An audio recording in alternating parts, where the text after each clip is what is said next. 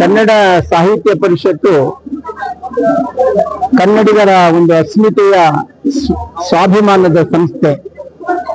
ಸುಮಾರು 1 ಶತಮಾನಗಳ ಇತಿಹಾಸ ಉಳ್ಳಂತಹ ಈ ಕನ್ನಡ ಸಾಹಿತ್ಯ ಪರಿಷತ್ತಿನ ರಾಜ್ಯಾಧ್ಯಕ್ಷ ಸ್ಥಾನಕ್ಕೆ ನಾನು ಸ್ಪರ್ಧಿಸಬೇಕು ಅನ್ನುವ ನನ್ನ ಆತ್ಮೀಯ ಸಾಹಿತ್ಯ ಬಳಗದ ಮಿತ್ರರು, ಅಂತರಂಗದ ಗೆಳೆಯರು ಮತ್ತು ಸಮಾಜದ ವಿವಿಧ ಧಾರ್ಮಿಕ, ಸಾಮಾಜಿಕ, ಸಾಹಿತ್ಯ ಕ್ಷೇತ್ರದ ಪ್ರಮುಖರು ನನ್ನನ್ನ ಪ್ರೀತಿಯಿಂದ ಬೆನ್ನು ತಟ್ಟಿದಾಗ ನಾನು ಈ ಬಾರಿ ನಡೆಯುವಂತಹ ಕನ್ನಡ ಸಾಹಿತ್ಯ ಪರಿಷತ್ ರಾಜ್ಯಾಧ್ಯಕ್ಷ ಸ್ಥಾನಕ್ಕೆ ನಾನು ಸ್ಪರ್ಧಿಸ್ತಾ ಇದ್ದೇನೆ. ಕನ್ನಡ ಸಾಹಿತ್ಯ ಪರಿಷತ್ತನ್ನ ತಾಯಿ ಭುವನೇಶ್ವರಿ ದೇವಿಯ ಒಂದು ಪವಿತ್ರವಾದಂತಹ ಸಾಹಿತ್ಯ ಆರಾಧನೆಯ ಕ್ಷೇತ್ರ ಮಾಡಬೇಕು ಅನ್ನುವ ಹಂಬಲ ನನ್ನದು. ಮತ್ತು ಕನ್ನಡ ಸಾಹಿತ್ಯ ಪರಿಷತ್ತಿನ ಒಳಗೆ ಪ್ರತಿಯೊಬ್ಬ ಕನ್ನಡಿಗನು ಹೆಮ್ಮೆಯಿಂದ, ಪ್ರೀತಿಯಿಂದ ಬರುವಂತಹ ಒಂದು ವಾತಾವರಣವನ್ನ ಉಂಟು ಮಾಡಬೇಕು, ಸಾಹಿತ್ಯಿಕ ವಾತಾವರಣವನ್ನ, ಸಾಂಸ್ಕೃತಿಕ ವಾತಾವರಣವನ್ನ, ಸ್ನೇಹಮಯ ವಾತಾವರಣ ಉಂಟು ಮಾಡಬೇಕು ಅನ್ನೋ ದೃಷ್ಟಿಯಿಂದ ಮುಂಬರುವ ಕನ್ನಡ ಸಾಹಿತ್ಯ ಪರಿಷತ್ತಿನ ರಾಜ್ಯಾಧ್ಯಕ್ಷ ಸ್ಥಾನ ನಿಲ್ತಾ ಇದ್ದೇನೆ. ಇದರ ಹಿನ್ನೆಲೆಯಲ್ಲಿ ನನ್ನ ಕೆಲವು ಗೆಳೆಯರು ಸನ್ಮಾನ್ಯ ಪಾಲ್ನೇತ್ರ, ತಿಮ್ಮೇಶು, ಶ್ರೀನಿವಾಸ ಮೂರ್ತಿ, ಬಾಲಾಜಿ ಇಂಥವರೆಲ್ಲ ಸೇರಿ ಒಂದು ಸಭೆಯನ್ನ, ಪೂರ್ವಭಾವಿ ಸಭೆಯನ್ನ ಬೆಂಗಳೂರು ನಗರದ ಎಲ್ಲ ಪ್ರಮುಖ ಕನ್ನಡ ಆಸಕ್ತರನ್ನ, ಸಾಹಿತ್ಯ ಆಸಕ್ತರನ್ನ ಒಮ್ಮೆಲೆ ಒಂದು ಕಡೆ ಸೇರಿಸಬೇಕನ್ನೋ ದೃಷ್ಟಿಯಿಂದ ಇವತ್ತು ನಮ್ಮ ಮನೆಯಲ್ಲಿ ಒಂದು ಪ್ರೀತಿ ಔತಣಕೂಟವನ್ನು ಇಟ್ಟುಕೊಂಡು ಅವ್ರನ್ನೆಲ್ಲ ಕರೆಸಿದ್ದೇವೆ. ಅವರೆಲ್ಲರೂ ಬಂದು ಬಹಳ ಹೆಚ್ಚಿನ ಸಂಖ್ಯೆ, ನಿರೀಕ್ಷೆಗಿಂತ ಮೀರಿದ ಸಂಖ್ಯೆಯಲ್ಲಿ ಬಂದು ಅವರ ಒಂದು ಬೆಂಬಲವನ್ನು ವ್ಯಕ್ತಪಡಿಸಿದ್ದಾರೆ. ನನ್ನ ಆಸೆ ಇಷ್ಟೇ, ಕನ್ನಡವನ್ನ ಶ್ರೀಮಂತಗೊಳಿಸಬೇಕು, ಬಾರಿಸು ಕನ್ನಡ ನಿಂದ್ಯಮವ ಓ ಕರ್ನಾಟಕ ಹೃದಯಶಿವ ಅನ್ನುವ ಕುವೆಂಪು ಅವರ ವಾಣಿಗೆ ಒಂದು ಆವಿಷ್ಕಾರಗೊಳಿಸುವಂತ ರೀತಿಯಲ್ಲಿ ರಾಜ್ಯಾಧ್ಯಕ್ಷನಾಗಿ ನಾನು ಕೆಲಸ ಮಾಡಬೇಕು ಹಂಬಲ ಇದೆ. ನಿಮ್ಮೆಲ್ಲರ ಸಹಕಾರ ಇರಲಿ ಅಂತ ಸಮಸ್ತ ಕನ್ನಡಿಗರಲ್ಲಿ ನಾನು ವಿಶೇಷವಾಗಿ ಪ್ರಾರ್ಥನೆ ಸಲ್ಲಿಸ್ತೇನೆ. ನಮ್ಮ ಸೋಮಶೇಖರ್ ಸರ್ ಅವರು ಅವ್ರ ಮನೇಲಿ ಅವ್ರು ಕರೆದಿರುವಂತ ಸಭೆ ಅಲ್ಲ, ನಾವೆಲ್ಲ ಕನ್ನಡದ ಕಟ್ಟಾಳುಗಳು ಒಟ್ಟಾಗಿ ಸೇರಿ ಒಂದು ಸಭೆ ಮಾಡುವ ಆಲೋಚನೆಯಿಂದ ನಾವು ಅವ್ರ ಮನೆಯಲ್ಲೆಲ್ಲ ಸೇರಿದೀವಿ.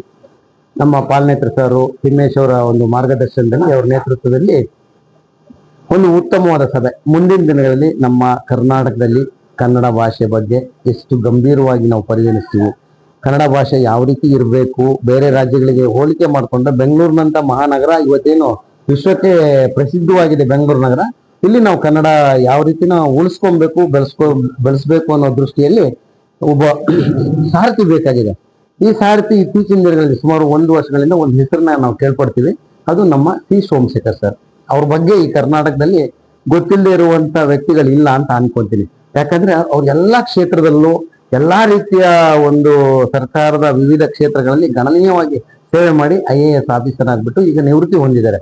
ಅಂತ ಒಂದು ಮಹಾನ್ ವ್ಯಕ್ತಿ ಅವರು ಹುಟ್ಟಿ ಬುದ್ಧಿ ಬಂದಲ್ಲಿಂದನೂ ಈ ಕನ್ನಡ ಭಾಷೆ ಬಗ್ಗೆ ಅತೀವವಾದ ಪ್ರೇಮ, ಮತ್ತೆ ಅವರಿಗೆ ಈ ಕನ್ನಡದಲ್ಲಿ ಏನಾದ್ರೂ ಒಂದಿಷ್ಟು ಕೆಲಸಗಳನ್ನ ಮಾಡ್ಬೇಕು ಅಂತ ಹಂಬಲ ಇತ್ತು.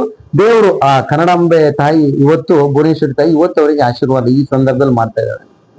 ಇಂಥ ಸಂದರ್ಭದಲ್ಲಿ ನಾನು ಹೇಳೋದಿಷ್ಟೇ, ಇಂಥ ಒಂದು ಸಾರಥಿಯನ್ನ ನಾವೆಲ್ಲ ಒಟ್ಟಾಗಿ ಸೇರಿ, ನಮ್ಮ ಹಿರಿಯರಿದ್ದಾರೆ ಈಗಷ್ಟೇ ಬಹಳಷ್ಟು ಮಾತಾಡಿದ್ರು, ಅವ್ರ ಮಾತು ಕೇಳಿ ನಮ್ಗೆ ರೋಮಾಂಚನ ಆಯಿತು. ಆ ರೀತಿಯ ವ್ಯಕ್ತಿಗಳ ನಡುವೆ ನಾವು ಇವತ್ತು ಕನ್ನಡ ಕಟ್ಟುವಂತ ಕೆಲಸಗಳನ್ನ ಮಾಡ್ಬೇಕಾಗ್ತದೆ. ಬೆಂಗಳೂರು ಎಷ್ಟು ಪ್ರಸಿದ್ಧಿಯಾಗಿದೆ ಈ ಒಂದು ಪ್ರಪಂಚದಲ್ಲಿ, ಅದೇ ರೀತಿ ಕನ್ನಡ ಭಾಷೆ ಕೂಡ ಕೊನೆ ಪಕ್ಷ ನಮ್ಮ ರಾಜ್ಯದಲ್ಲಿ, ಈಗ ಬೇರೆ ರಾಜ್ಯಗಳಲ್ಲಿ ಹೋಲಿಕೆ ಮಾಡ್ಕೊಂಡ್ರೆ ನಾವು ತಮಿಳುನಾಡು ಅಥವಾ ಕೇರಳದಲ್ಲಿ ಅವ್ರಿಗೆ ಎಷ್ಟು ಭಾಷಾ ವ್ಯಾಮೋಹ ಇದೆಯಲ್ಲ, ಆ ವ್ಯಾಮೋಹ ನಮ್ಮಲ್ಲಿ ಕರ್ನಾಟಕದಲ್ಲಿ ಇರಬೇಕು. ಆ ರಾಜ್ಯಗಳಿಂದ ಭಿನ್ನವಾಗಿದೆ ನಮ್ಮ ಕರ್ನಾಟಕ. ಸಂಸ್ಕೃತಿ ಇರ್ಬೋದು, ಎಲ್ಲಾ ಸಂಸ್ಕಾರ ವಿಚಾರಗಳಲ್ಲಿ ಕರ್ನಾಟಕ ಭಿನ್ನವಾಗಿದೆ. ಈ ಭಿನ್ನವಾದ ರೀತಿಯಲ್ಲಿ ನಮ್ಗೆ ಭಾಷೆನೇ ಕೂಡ ಒಂದು ಜೀವನದ ಒಂದು ನಾಡಿ ಮಿಡಿತ. ಇಂಥ ಸಂದರ್ಭದಲ್ಲಿ ಈ ಭಾಷೆನ ಎಲ್ಲ ನಾವು ಉಳಿಸ್ಕೊಂಡು ಬೆಳೆಸ್ಕೊಂಡು ಹೋಗ್ಲಿಕ್ಕೋಸ್ಕರ ಈ ಒಂದು ಸಾಹಿತ್ಯ ಪರಿಷತ್, ಕನ್ನಡ ಸಾಹಿತ್ಯ ಪರಿಷತ್ನ ಚುನಾವಣೆಯಲ್ಲಿ ನಾವೆಲ್ಲ ಒಗ್ಗಟ್ಟಾಗಿ ಈ ಸರಿ ನಮ್ಮ ಸನ್ಮಾನ್ಯ ಶ್ರೀ ಸೋಮಶೇಖರ್ ಸರ್ ಅವರ ಒಂದು ಚುನಾವಣೆಯಲ್ಲಿ ಒಂದು ಇತಿಹಾಸ ರಚನೆ ಮಾಡ್ಲಿಕ್ಕೆ ನಾವೆಲ್ಲ ಹೊರಟಿದ್ವಿ. ನಮ್ಮ ಹೋರಾಟಗಾರರಿರ್ಬೋದು, ಅಥವಾ ಸಾಹಿತಿಗಳಿರ್ಬೋದು, ಅಥವಾ ಸಂಕಲನಕಾರರಿರ್ಬೋದು, ಅಥವಾ ಪ್ರತಿಯೊಬ್ಬ ಈ ಕನ್ನಡ ಕ್ಷೇತ್ರಕ್ಕೆ ಒಂದು ಏನು ಕೊಡುಗೆ ಕೊಡ್ತಾರಲ್ಲ, ಕನ್ನಡದ ಕಣ್ಮಣಿಗಳಂತೀವಿ ಅದಕ್ಕೆ, ಅಂತವ್ರು ಈ ಒಂದು ಮತದಾನದ ವಿಷಯದಲ್ಲಿ ಎಲ್ಲ ಜಾಗರೂಕತರಾಗಿದ್ದಾರೆ ಈಗ. ಅದರಿಂದ ಹೆಚ್ಚಿನ ರೀತಿಯ ಕೆಲಸವನ್ನು ಸೋಮಶೇಖರ್ ಸರ್ ಮಾಡ್ತೀವಿ. ರಾಘವೇಂದ್ರ ಶೆಟ್ಟಿ, ನಾನು ಈ ಹಿಂದೆ ಮಲ್ಲೇಶ್ವರಂ ವಿಧಾನಸಭಾ ಕ್ಷೇತ್ರದಲ್ಲಿ ಕನ್ನಡ ಸಾಹಿತ್ಯ ಪರಿಷತ್ ಅಧ್ಯಕ್ಷ ಕೆಲಸ ಮಾಡಿದ್ದೀನಿ. ಅದಾದ ನಂತರ ಮಹಾಲಕ್ಷ್ಮಿ ಲೇಔಟ್ ವಿಧಾನಸಭಾ ಕ್ಷೇತ್ರದಲ್ಲಿ ಕನ್ನಡ ಸಾಹಿತ್ಯ ಪರಿಷತ್ ಅಧ್ಯಕ್ಷನಾಗಿ ಕೆಲಸ ಮಾಡಿದ್ದೀನಿ. ನಾನೊಬ್ಬ ಕನ್ನಡದ ಅಪ್ಪಟ ಪ್ರೇಮಿ ಸರ್.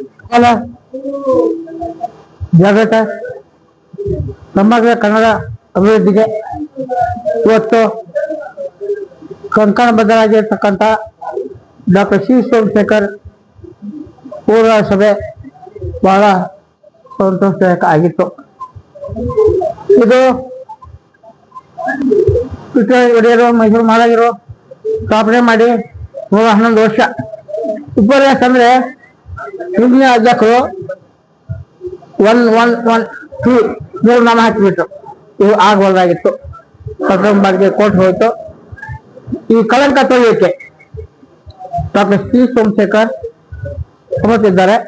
ಅವರ ಹೆಸರೇ ಒಂದು ಹೊಸತನ ತಂದುಕೊಳ್ಳುತ್ತೆ. ಈ ಗಳಿಗೆಗೆ ಕರ್ನಾಟಕ ಹಣದ್ದಾಗಿದೆ. ಈ ಗಳಿಗೆ ಶುಭವಾಗಲಿ. ಬುದ್ಧ ಬಸವರು ಮನೆ ಬೆಟ್ಟಗಳಿಗೆ, ಯೇಸು ಕ್ರಿಸ್ತ ಶರೀರಗಳಿಗೆ, ಮೊಹಮ್ಮದ್ ಪೈಗಂಬರ್ ದೇವಾಲಯಗಳಿಗೆ, ಆರ್ಕಿಮಿಡಿಸ್ ತಪ್ಪದಲ್ಲಿ ಮಳಿಗೆಗಳಿಗೆ, ಬಸವಣ್ಣ ಕಾಯಕ ಕೆಲಸಗಳಿಗೆ, ಕಿತ್ತೂರು ಚೆನ್ನಮ್ಮ ಚಕ್ರನ ಕುಂದಗಳಿಗೆ, ಇವೆಲ್ಲ ಗಳಿಗೆಗಳು ಶತಮಾನದ ಗಳಿಗೆಗೆ ಸಾಕ್ಷಿ ನೋಡ.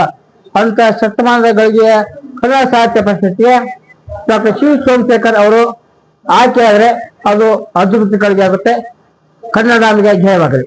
ಡಾಕ್ಟರ್ ಸಿ ಸೋಮಶೇಖರ್ ಅವರಿಗೆ ಹಾರ್ದಿಕ ಅಭಿನಂದನೆಗಳು ತಿಳಿಸ್ತಾ, ಕನ್ನಡ ಸಾಹಿತ್ಯ ಪರಿಷತ್ತು 7 ಕೋಟಿ ಕನ್ನಡಿಗರ ಅಸ್ಮಿತೆಯ ಸ್ವಾಭಿಮಾನಿ ಸ್ವಾಯತ್ತತೆಯ ಒಂದು ಗಣತವ್ಯ ಸಂಸ್ಥೆ. ಈ ಸಂಸ್ಥೆ ಅನೇಕ ಕಳಂಕಗಳಿಂದ ಇಂದು ಒಂದು ಮನೆ ಮಾತಾಗಿತ್ತು. ಆ ಕಳಂಕ ಎಲ್ಲ ನಿವಾರಣೆಯಾಗಿ ಏನು ಮಹಾರಾಜರ ನಾಲ್ವಡಿ ಕೃಷ್ಣರಾಜ ಶ್ರೀಮನ್ ಮಹಾರಾಜರ ನಾಲ್ವಡಿ ಕೃಷ್ಣರಾಜ ಒಡೆಯರ ಆಶಯದಲ್ಲಿ ಸರ್ ಮಿರ್ಜಾ ರಸೂಲ್ ಮತ್ತು ಸರ್ ವಿಶ್ವೇಶ್ವರಯ್ಯನವರ ಆಶಯದಂತೆ ಈ ಕನ್ನಡ ಸಾಹಿತ್ಯ ಪರಿಷತ್ತು ಕನ್ನಡಿಗರ ಅಸ್ಮಿತೆಯ ಸಂಕೇತವಾಗಿ ಸ್ಥಾಪನೆಯಾಗಿತ್ತು. ಇದು ಮುಂದಿನ ದಿನಮಾನಗಳಲ್ಲಿ ಸನ್ಮಾನ್ಯ ಶ್ರೀ ಸೋಮಶೇಖರ್ ಅವರ ಅಧ್ಯಕ್ಷತೆಯಲ್ಲಿ ಒಂದು ವಿದ್ವಜ್ಜನರ ಓಲಗವಾಗಿ ಹಿಂದಿನ ಘಟವೈಭವವನ್ನು ಮರುಕಳಿಸಲಿ.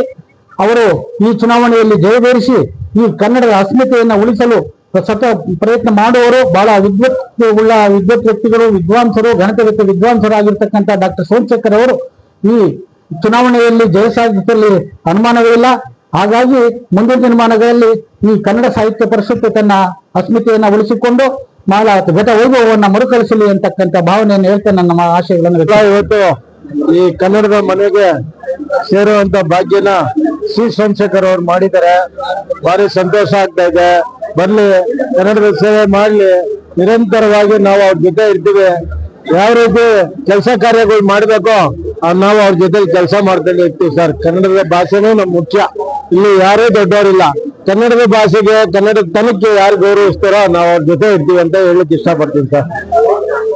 ಸರ್ಕಾರಿ ಅಧಿಕಾರಿಯಾಗಿ ಹಲವಾರು ಕನ್ನಡಗಳ ಕೆಲಸಗಳನ್ನ ಮಾಡ್ತಾ, ಕರ್ನಾಟಕದಲ್ಲಿ ಕನ್ನಡ ಸೇವೆಯನ್ನ ಮಾಡ್ತಾ, ಹಾಗೆ ಉನ್ನತ ಹುದ್ದೆಗಳು ಸಿಕ್ಕಾಗ ಹೊರ ರಾಜ್ಯಕ್ಕೆ ಹೋಗಿ ಲಕ್ಷಾಂತರ ರೂಪಾಯಿ, ಕೋಟ್ಯಾಂತರ ರೂಪಾಯಿ ಸಂಪಾದನೆ ಮಾಡೋ ಅವಕಾಶವನ್ನ ಬಿಟ್ಟು ಇಲ್ಲಿ ಕರ್ನಾಟಕದಲ್ಲೇ ಉಳ್ಕೊಂಡು ಕನ್ನಡ ಸೇವೆಯನ್ನ ಮಾಡ್ತೇನೆ ನಾನು ಅಂತ ಹೇಳಿ ಕನ್ನಡ ಸೇವೆಯನ್ನ ಮಾಡ್ತಿರುವಂತ, ಮತ್ತೆ ಹಲವಾರು ಕನ್ನಡ ಭವನಗಳಿಗೆ, ಕನ್ನಡ ಸಾಂಸ್ಕೃತಿಕ ಇಲಾಖೆಗೆ ಎಲ್ಲಕ್ಕೂ ಸರ್ಕಾರದಿಂದ ಬರುವಂತ ಅನುದಾನಗಳನ್ನು ಹೆಚ್ಚು ಅನುದಾನಗಳನ್ನ ಕೊಡಿಸ್ತಾ ಅವೇ ಕೆಲಸವನ್ನ ಮಾಡ್ತಾ ಇರುವಂತ ಅಧ್ಯಕ್ಷರಾಗಬೇಕು. ಯಾಕೆಂದ್ರೆ ಕನ್ನಡ ಸಾಹಿತ್ಯ ಪರಿಷತ್ತು ಇವತ್ತು ವರ್ಷಕ್ಕೊಂದ್ಸಲ ಒಂದು ಸಮಾವೇಶವನ್ನ ಮಾಡಲಿಕ್ಕೆ ಮತ್ತು ಸಮ್ಮೇಳನ ಮಾಡ್ಲಿಕ್ಕೆ ಮಾತ್ರ ಉಳ್ಕೊಂಡಿದೆ.